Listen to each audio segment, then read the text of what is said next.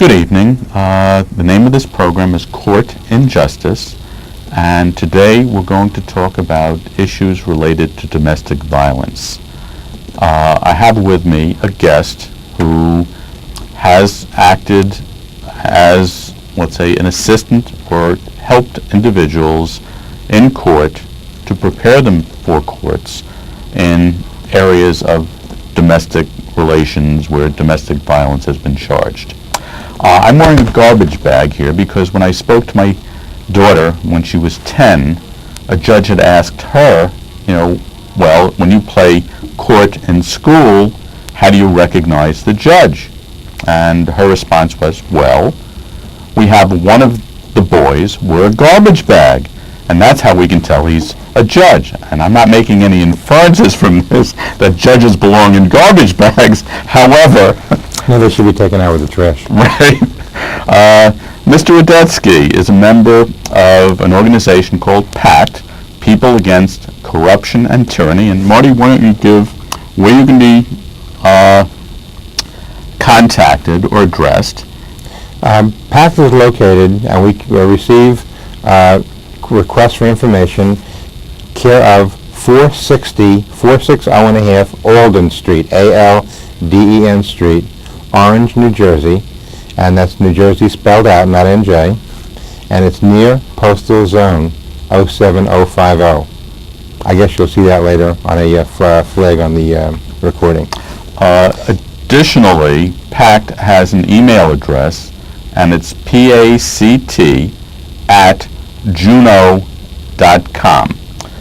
Now, what we'll do today is go over a script, and the script will be a scenario of what goes on in a courtroom when an individual is requested to appear in an action of domestic violence. I'll obviously be the judge. I'm dressed for the part. And Marty is the individual who has requested an appearance, or no, I've been requested. You've been requested to appear in court for a domestic violence charge. I think that we have to elaborate a little bit because there's a question about whether a summons or even a so-called warrant in a domestic violence issue is in fact lawful. And we're not going to go into that here, but a very important question has to be is, are they lawfully able to bring you into court? Are you required to be there, or are you simply invited to come to a party? Okay, one of the questions that does come up is, when you're charged with domestic violence, is it criminal or is it civil? It seems like courts really aren't clear, but we are clear. When you're in a criminal court, the level of proof in order to show that domestic violence occurred is much, much higher. Judges are terrified when someone says, I want all rights related to a criminal action. And what we're doing is we're going to now go into the script. Bailiff, are you there? Can you call the case of State v. Schlemiel? And Marty will be the Schlemiel in this case, Mr. Schlemiel. Ed? Call the case of State v. Schlemiel. Judge, is this a criminal matter? Yes, it is. Then are you asking the accused to volunteer to being a defendant? Come on down here so we can hear what you say on the record. I don't understand. Are you asking me to come down or are you ordering me? We're wasting enough time with this. Why don't you just come down so we can get started? I really want to come down, Judge. I really want to cooperate. I just want to know why I should. Are you asking me to come down or are you ordering me? If you're asking me to come down, what will happen if I refuse? Okay, Mr. Schlemiel, I'm being very patient with you. But as you can see, we have a full court. I really must get on with this case. Are you going to come down here, or are we going to start without you? That's exactly what I want to find out. If you're asking me to come down, what will happen if I refuse? If you're ordering me to come down, then I demand this court take judicial notice that I will come down against my will and over my objection under threat, duress, coercion, and menace. Will you please explain to me what the ground rules are so that I can decide what to do? I'm ordering you to come down here. I want you down here now. And what if I refuse? I'll hold you in contempt. Are you saying that if I refuse to volunteer to consent to comply, you're going to punish me for asserting my rights, or are you going to punish me for challenging your authority to violate my rights? We have really wasted far too much time on this matter already. Schlemiel, are you going to come down here, or will a week in the slam and make you more amenable? Get down here. All right. I'm going to walk down there, Judge, but as I do that, I demand that you take judicial notice and state for the record that I'm appearing only because of your terroristic threats of doing me legal violence from the bench under color of law, and that I'm coming down against my will and over my objection, again, under threat, duress, coercion, and menace. Whatever you say, Schlemiel, just so long as you come down here. Come down here now. All right, now I've come down. Schlemiel has entered the bar. Usually in a courtroom there's a bar. And when you go beyond the bar, you've entered the court, and he's taken a seat. All right, now, Judge, are we on the record? Indeed, we are. Then let the record show that I appeared only after being threatened with kidnapping, with legal violence under color of law, and again, with threat, duress, coercion, and menace, and that I'm here against my will and over my objection. Okay, Mr. Weasel, present your case. Mr. Weasel is our prosecutor in here. Objection, Judge. We have not yet made any formal appearances. Okay, Mr. Schlemiel, appearances, please. My name is Tricky Weasel, and I am representing the state in this matter. Objection, Judge. I demand to see his contract that empowers him to represent the state. I, for one, never gave him my power of attorney to represent me. How about you people in the audience? Have any of you given him your power of attorney to represent you? That's just about enough of you, Schlemiel. The prosecutor is empowered by the state to represent it in this matter. Your objection is frivolous. I don't understand, Judge. Are you telling me that the state of New York, a corporate fiction, is prosecuting me, a free and natural human being? That's exactly what I'm telling you. Then I really must object, Judge, because I have yet to see a valid indictment with a signed affidavit from the foreman of the grand jury. Or, Judge, are you proceeding on an information? If so, is the prosecutor a judicial officer or a public prosecutor, an executive officer? If it doesn't matter even because if I refuse to permit you to prosecute me on an information. I demand to be brought before the grand jury and to be present at all the deliberations to face my accuser at all times. We can't always get what we want, Schlemiel. So will you begin, Mr. Weasel? Objection, Judge. I have made my appearance on the record.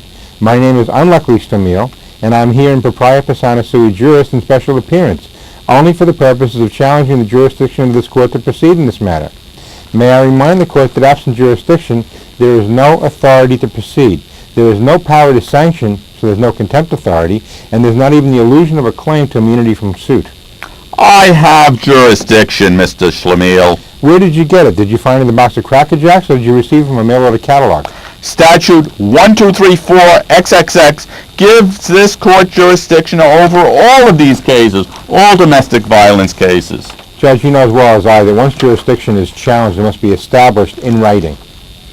I have jurisdiction, Schlemiel, and that is just about enough out of you on this subject. Will you please state whether you're assuming jurisdiction or presuming it, Judge?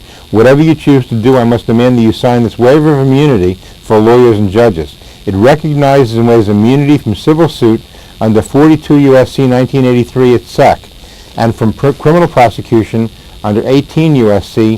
241 and 242. I'm not going to sign anything. Get up here. I'm here. Okay, I want you to listen to the court and behave yourself. You can't act this way. If you're not going to sign the waiver, Judge, are you confessing that you intend to harm me by violating my rights under color of law? I demand you recuse yourself in this case for bias and prejudice. One more word about this jurisdiction nonsense. I'm going to hold you in contempt. You can't get away with this. I just don't understand, Judge. You never answered my question before. What am I doing that's contemptuous? Are you going to punish me for asserting my rights or for challenging your ability to violate my rights under color of law? I want you to understand something. Schlemiel, we're going to have a trial. How do you plead?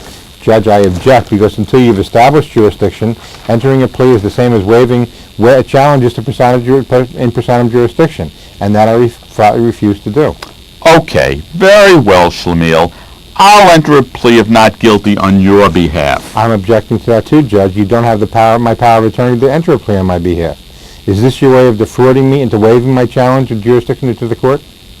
Listen, I've already told you, Schlemiel, that I have jurisdiction. Do you have an attorney? Why would I want one of them? I know according to the automatic reversal rule, as detailed in Argersinger v. Hamlin, that you cannot incarcerate me without the presence of counsel. I demand counsel of choice, someone that I trust. Is your counsel a licensed attorney in New York? Again, Judge, why would I want one of those? Even Chief Justice Berger stated that 90% of all licensed attorneys are incompetent. Are you going to confirm that attorney I get is honest, honorable, responsible, and knowledgeable in constitutional law, equity law, admiralty law, common law, family law, criminal law, and all the rules and procedural laws necessary and imperative to operate effectively under the Family Court Star Chamber extortion conspiracy? My counsel is someone I trust. Wait one moment. If he's not licensed, he can't represent you. Judge, you've been misinformed. The Constitution does not secure my right to be represented by counsel in any case, but to be assisted by counsel. Why would I want to place my life, my liberty, and property in the hands of even someone that I trust? Well, Schlemiel, you're going to have the services of an attorney because it's required by law in New York. Well, when are you going to set up our first appointment? What do you mean? Well, Judge, since you entered a plea on my behalf, you must have appointed yourself as my counsel. I want to tell you that I'm going to be watching you to make sure you do the right thing. I don't want to have to resort to anything as messy as malpractice or to accuse any public servant of violating his public trust through misfeasance, malfeasance, or nonfeasance in office. I'm just telling you that I expect you to do a superb job as my counsel. This is not getting us anywhere.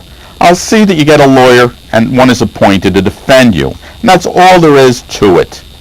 Which of my rights are you asking me to abrogate so that I may assert another? How are you going to violate my rights as secured by the Constitution and laws and still maintain your position as judge? How do you expect to maintain your illusion of a claim to immunity when you violate your oath to uphold and defend the Constitution and laws for the United States of America while violating the New York Republic Constitution and laws? We're going to have a trial. We're going to have it today. Mr. Weasel, are you ready to begin? Objection, Judge. Before the prosecutor begins, let him sign a waiver of immunity under Title 18 and Title 42. I'm not going to have him do anything like that. Why not? Are you intending to have him help you to violate my rights? May I remind you that you refused to sign the waiver, and now you're acting in concert to help this alleged prosecutor to violate my rights as well. At this time, I have probable cause to believe that you and the prosecutor are scheming in conspiracy to violate my rights, and I demand that you both sign these waivers of immunity, or immediately recuse yourselves as being incompetent to handle this matter. Wait a minute. Your objections are noted, Schlemiel. If you don't like my decisions, you can appeal them. Go ahead. Objection, Judge. You know as well as I do that I've not said anything on the record, yet that is reviewable. According to the Ashwanda doctrine, I must establish all the conditions necessary for this matter to be heard by the Supreme Court for the United States of America. It is necessary and imperative that you answer the federal questions that will permit this matter to qualify for review. Are you ready to get started? I've already told you that your objections are noted on the record. Mr. Weasel, call your first witness. Call Officer Krupke to the stand. Objection, Judge. Everyone knows the court encourages witnesses to lie under oath on a witness stand. This witness also must sign a waiver of immunity from prosecution for perjury. I'm just not going to do that. Let's continue. Why not, Judge? In addition to your operating in concert with Weasel to violate my rights, are you intending for this witness to lie? Just how far are you willing to go to obtain a conviction in violation of my rights? How much of your oath to uphold and defend the Constitution did you breach? How far did you breach the private and personal contract you entered into between us, personally and privately? Prosecutor, begin your examination, Mr. Weasel.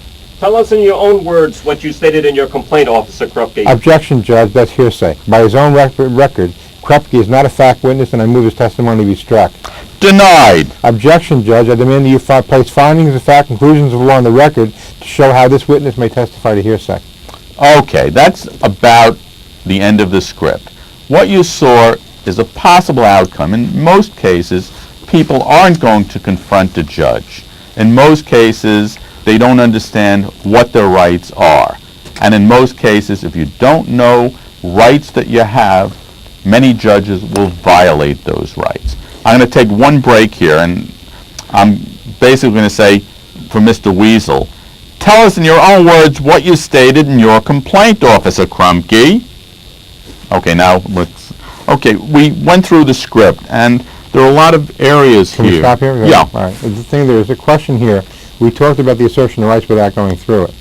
And that part of it Should I record this or stop? No, it doesn't matter. You can stop it. Okay.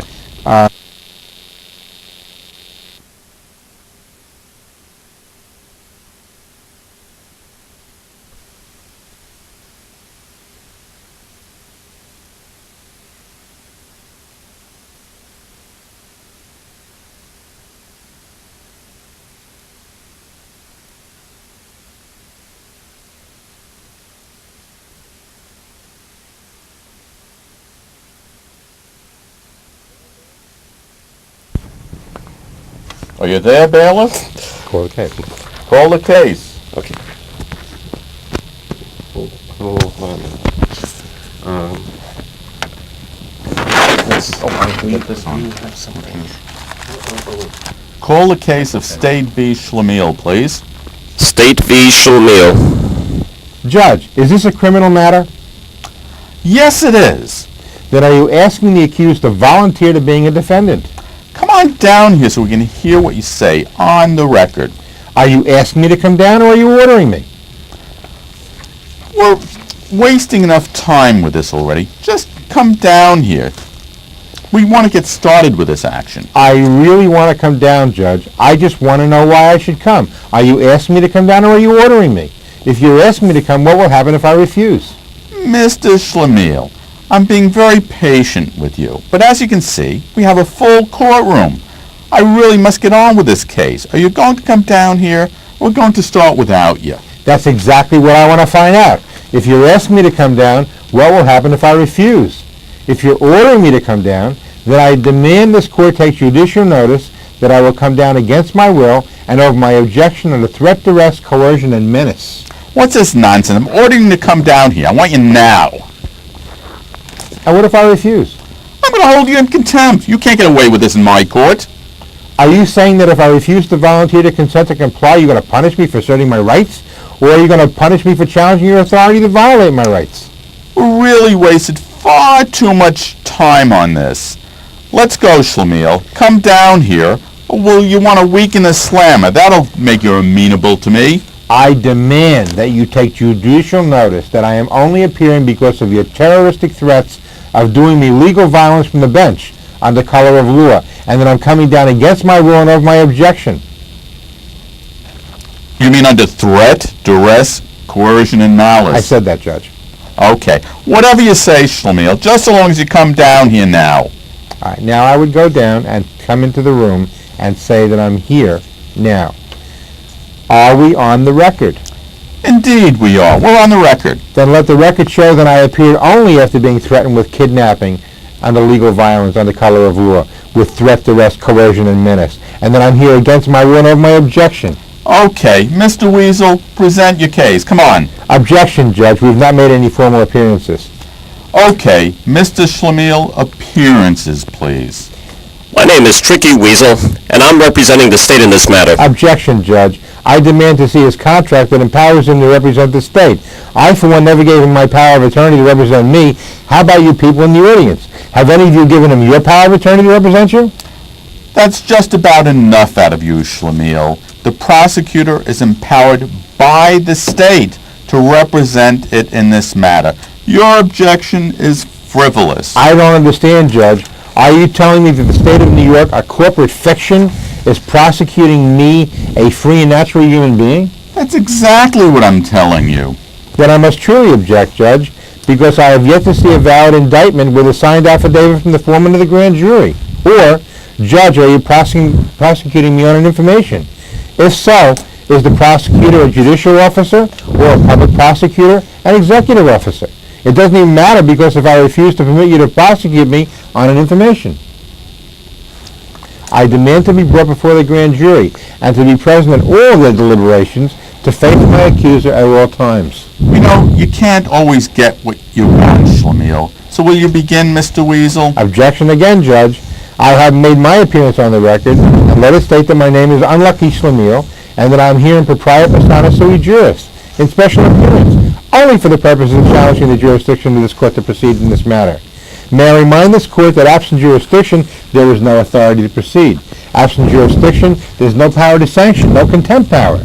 And absent jurisdiction, you lose even the illusion of a claim to immunity from suit. I have jurisdiction, Mr. Schlemiel. Well, where did you get it? In the box of Cracker Jacks or from the middle of the catalog? Wait. Statute 12345 gives this court jurisdiction over all of these cases of domestic violence. Judge, you know as well as I do that once jurisdiction is challenged, it must be established in writing.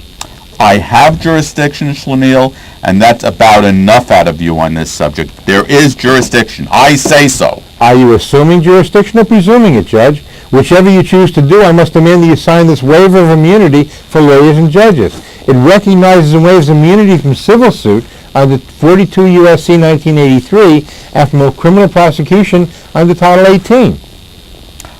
I'm not going to sign anything. I don't have to. I'm the judge. If you're not going to sign that waiver, Judge, then you're confessing that you intend to harm me by violating my rights under color of law. I demand that you recuse yourself from this case for bias and prejudice. One more word about this jurisdiction nonsense, and I'm going to hold you in contempt. I don't understand, Judge. You've never answered my question before. What am I doing that's contemptuous? Are you going to punish me for asserting my rights, or are you going to challenge your authority to violate my rights under the color of law? I want you to understand something, Schlemiel. We're going to have a trial today. How do you plead? I object, Judge, because until you've established jurisdiction, entering the plea is the same as waiving challenges to personam jurisdiction. And I refuse to do that. Very well, Schlemiel. I'll enter a plea of not guilty on your behalf. Judge, you do not have the power of attorney to enter a plea on my behalf. I'm objecting on that reason. Is this your way of defrauding me into waiving my challenge of jurisdiction to this court? I've already told you, Schlemiel, that I have jurisdiction. Do you have an attorney? Why would I ever want one of those? You know, according to the automatic reversal rule, as detailed in Augersinger v. Hamlin, you cannot incarcerate me without the presence of counsel. I demand counsel of choice, someone that I trust. Is your counsel a licensed attorney, licensed to practice in the state of New York? Why would I want one of those? Even Chief Justice Berger stated 90% of all licensed attorneys are incompetent. Are you going to confirm that the attorney I get is honest, honorable, responsible, and knowledgeable in constitutional law, same as being in equity law, admiralty law, common law, family law, criminal law, and all the rules and procedural laws necessary and imperative to operate effectively under the family court star chamber extortion conspiracy? My counsel is someone that I trust. If he's not licensed, he can't represent you here. Judge, you've been misinformed. The Constitution does not secure my right to be represented by counsel, but to be assisted by counsel. Why would I want to place my life, liberty, and property in the hands of even someone that I trust? Well, Schlemiel, you're going to have the services of a lawyer here because it's required by law. Well then, when are you going to set up my first appointment? What do you mean? Well, Judge, since you entered a plea on my behalf, you must have appointed yourself as my counsel. I want you to tell you that I will be watching you to make sure you do the right thing. Wait. What do you mean? As far as it goes, once you've taken and you've entered a plea on my behalf, you've obviously got my power of attorney. And since you've resigned your position as judge, you've got access to my counsel. Okay, go back. What do you mean to say that you're going to accuse me of malpractice if you don't win? That's a good idea. As far as I can see, if I don't want to go through it. Oh, you don't want to go through it? Okay. Okay, this is not getting us anywhere. I'll see that a lawyer's appointed to defend you, and that's all there is to it. I'm done with this. Which of my rights are you asking me to abrogate so that I can serve another judge? How are you going to violate my rights as secured by the Constitution and laws and still maintain your position as judge? How do you expect to maintain your illusion of a claim to immunity when you violate your own oath to uphold and defend the Constitution and laws? And the thing is, while you're also violating the New York Republic Constitution and laws. Okay, we're going to have a trial today. Mr. Weasel, are you ready to begin? Objection, Judge. Before the prosecutor begins, let him sign a waiver of immunity under Title 18 and Title 42. I'm not going to have him sign any waivers. Why not? Are you intending to have him help you violate my rights? May I remind you that you refused to sign the waiver, and now you are acting in concert to help this alleged prosecutor to violate my rights as well. At this time, I have probable cause to believe that you and the prosecutor are scheming a conspiracy to violate my rights. and I demand that you both sign these waivers of immunity, or immediately recuse yourself as being incompetent to handle this matter. Your objections are noted, Schlemiel. If you don't like my decisions, appeal them. Go ahead. Objection, Judge. You know as well as I do that you've not said anything yet on the record, yet that is reviewable. According to the Ashwander Doctrine, I must establish all the conditions necessary for this matter to be heard by the Supreme Court for the United States of America. It is necessary and imperative that you answer the federal questions that will permit this matter to qualify for review. Are you ready to get started? I've already told you that your objections are noted. Mr. Weasel, call your first witness, please. Call Officer Krupke to the stand. Objection, Judge. Everybody knows that the court encourages witnesses to lie under oath on a witness stand, especially police officers. The witness must first sign a waiver of immunity from prosecution for perjury. I'm not going to have anyone sign anything. He doesn't have to sign anything. Why not, Judge? In addition to your operating in concert with Weasel to violate my rights, are you intending for this witness to lie? Just how far are you willing to go to obtain a conviction in violation of my rights? How much of your oath to uphold and defend the Constitution did you breach? How far did you breach the private and personal agreement you entered into between us personally and privately to uphold the Constitution? Okay, begin your examination, Mr. We don't want any of this nonsense. Tell us in your own words what you stated in your complaint, Officer Krupke. Objection, Judge. This is hearsay. By his own record, Krupke is not a fact witness, and I move his testimony be struck. Denied. Objection, Judge. I demand that you place findings of fact, conclusions of law on the record to show how this witness may testify to hearsay. Enough of this. Okay, that's the second cut, and what we'd like to do now is take the time to go over some of the things that occurred and possibly give you some definitions, because I think without having definitions, you would I'd like to start understand exactly by what happened. going through the sequence as to how these things are prepared for court. First of all, never go to court unprepared. You definitely want to start by filing papers with most of your issues on the papers before you go to the courtroom. You never want to place yourself in a position where the judge can simply shut you down and have nothing on the record. Marty, one of the things that you've done is you have something called a waiver of immunity. Yeah. Now, most people don't understand what that is. Can you Well, we'll start with a couple of basic assumptions. Judges and lawyers believe that they're above the law. They believe they can't be sued. They believe they're immune. And the point is they really aren't. But we don't want to fight that issue. It's too hard to deal with on a regular basis, especially for people who don't know. What I believe and what PAC believes as an organization is we get the judges or lawyers to sign these waivers of immunity. They basically say, if I proceed with this case and you find that I've done something wrong, I demand to be prosecuted for it. Okay, what you're saying is judges at this point are considered immune by other judges. Yes. And I'd like to point out that under certain federal statutes, and the federal statutes were passed in the 1800s after the Civil War because blacks in this country were being tarred and feathered, they were being killed, and northern states recognized that even though you had judges in southern states, those judges were functioning criminally. And what they did is they established these laws, and they were codified as the Civil Rights Acts of 1869 and 66. I think there was a 69 and a 71. And what these laws did is they said judges aren't immune if they violate someone's rights and constitutional rights. I think what happened then is they were rewritten and they were given a different number. And the number that you hear frequently is something called 42 U.S.C. 1983. And U.S.C. is United States Code, and 42 is the group or the section of the code. Book. It's a book where they fall. 1983 is the actual law or statute. And in the past, judges have been prosecuted. And there are lots of cases where judges have. However, it isn't easy, and in most instances, they're not going to be prosecuted even if they violate rights. So we don't want to misinform you, but we do want to say that sometimes you get a good judge on a federal level or a state level who says, the judge you had really didn't act appropriately, and they weren't functioning in a judicial capacity. And that's another terminology that I really don't want to throw in, and we'll talk about that later. I, for one, would like to make a statement for the record. If you find an honest judge, get his name. I'd like to know who it is. Well, I believe there are some honest judges, but... You haven't told me about any yet, or... The majority, I would question, because I think that they have a prejudice, and unless you're an attorney, they're not going to allow you to present a case in front of them fairly. I've seen too many lawyers perjury on the record committed by attorneys, and judges know it, and they don't do anything. In any event, what I'm getting at is the preparation must be done before you reach the courtroom floor. And one of the things that you want to do is you want to set the record starting before the case begins. The papers started. Now you've come into the court. One of the things that we do, and this is a different set of laws in Jersey than what happens in New York, but we actually go into the courtroom with recorders. It's going to be harder for you because the laws are written a little more complicatedly here in New York than they are in Jersey.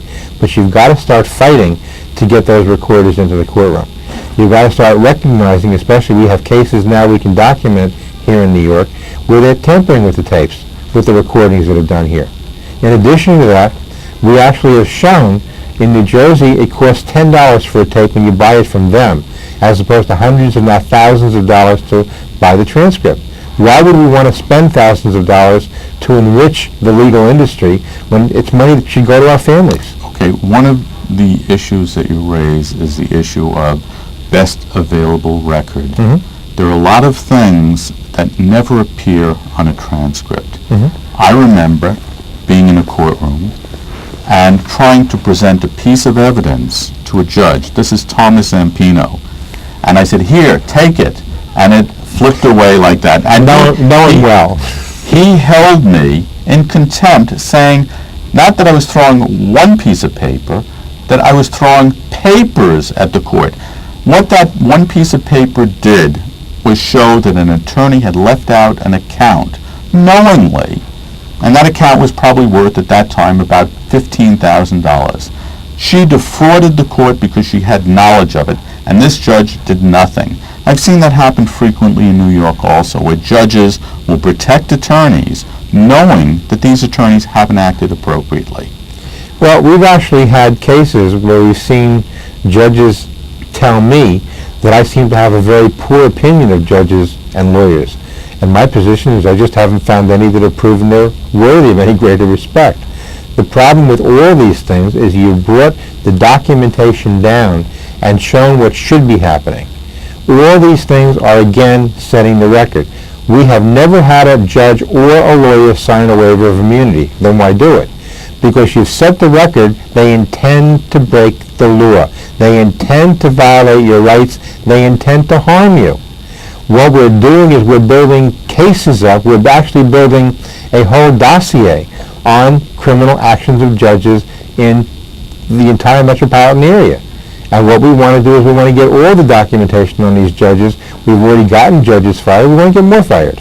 Now, one of the issues that you raise is that what do you do if a judge doesn't sign a waiver? Because, as you say, very few judges will waive or sign that waiver of immunity.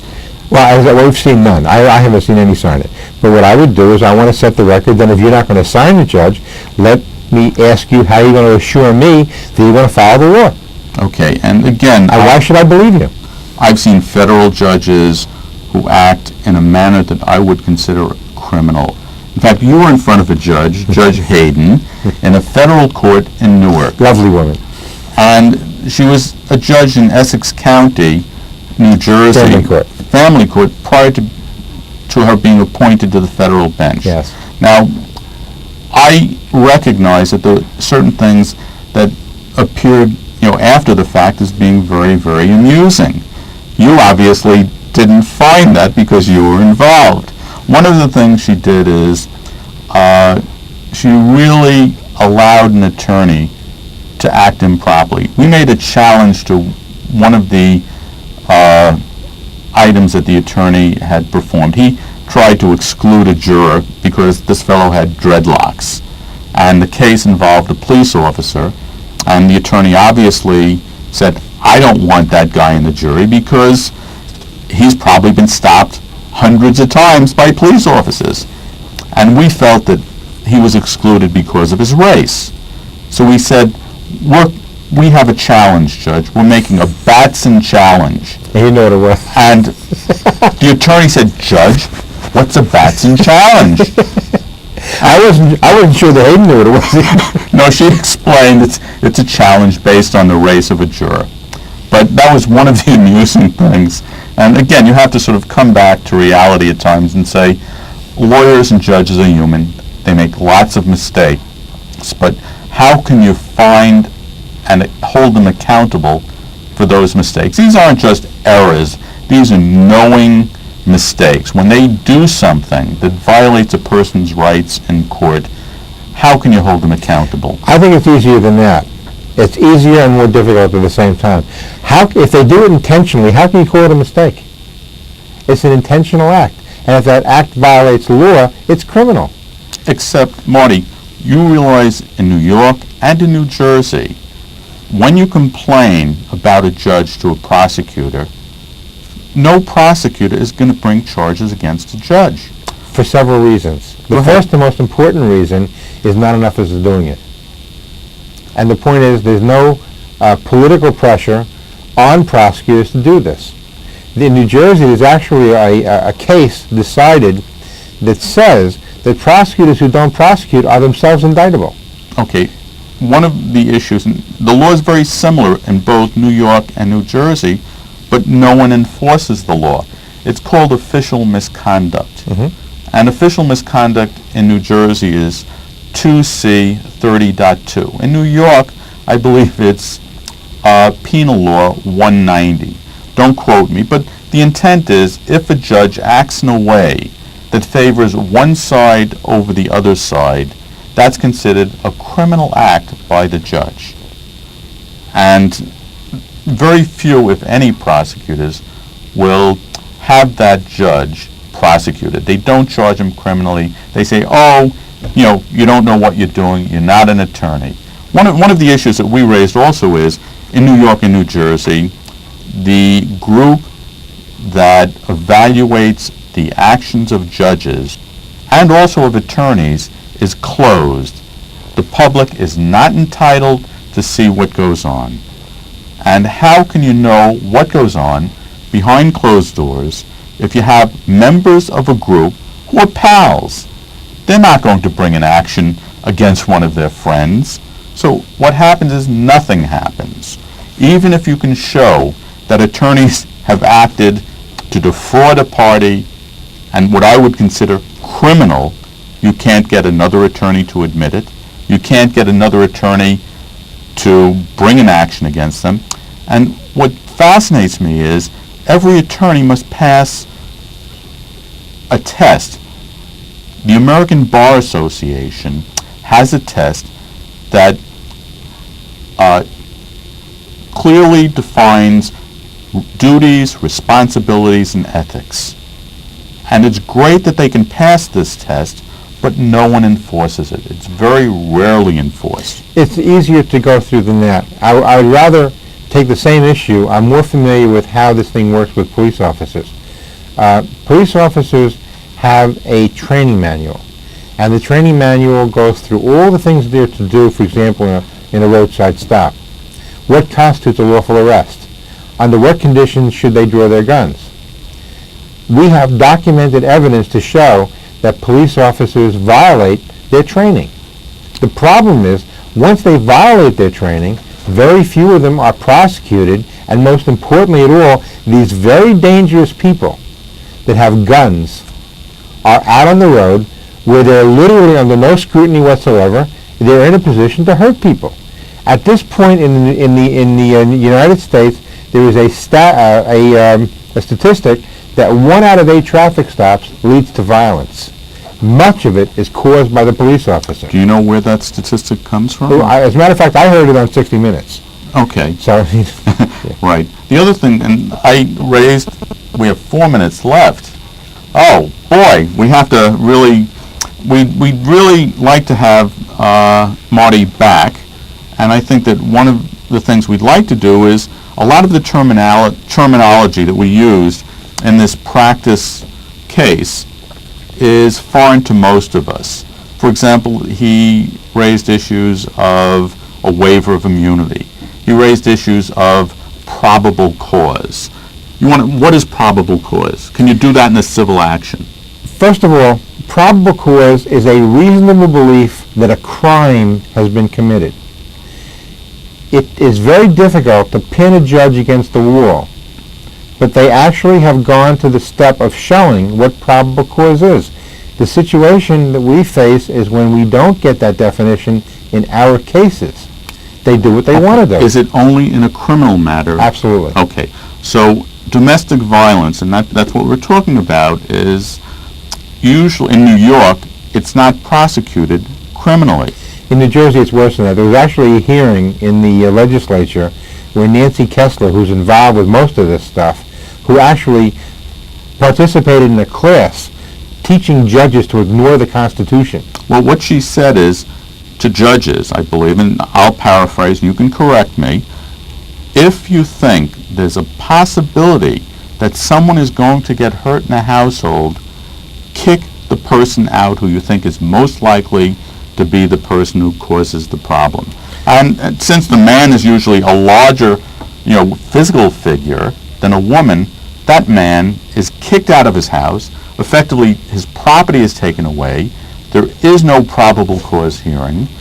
And what's fascinating is, if you take a look at the statistics and studies, most domestic violence is committed by women. And let me clarify that. About 66% of all domestic violence against children is committed by women who take care of them, except this figure isn't included in domestic violence. On serious domestic violence issues, I think about 53%, women are the people who commit the domestic violence. However, that never shows up in any of the statistics related to domestic violence. Well, the whole thing that we're talking about is a question of how the legislature can admit that they cannot do this criminally because nobody will ever be convicted, yet they lie in court. Our position is that we want to have this stopped. You either tell the truth or you resign. And we have to get people to do this, whether it be New York, New Jersey, anywhere in this country. Well, right now, our president is being accused of lying. But if you go to any court, what you'll find is people lie. And I guess that's where I think we'd like to end up. And we'd like to find, thank you again, Marty. And we'll try to get another, taping session where we can introduce another area. Okay. Okay, Marty. Thank you.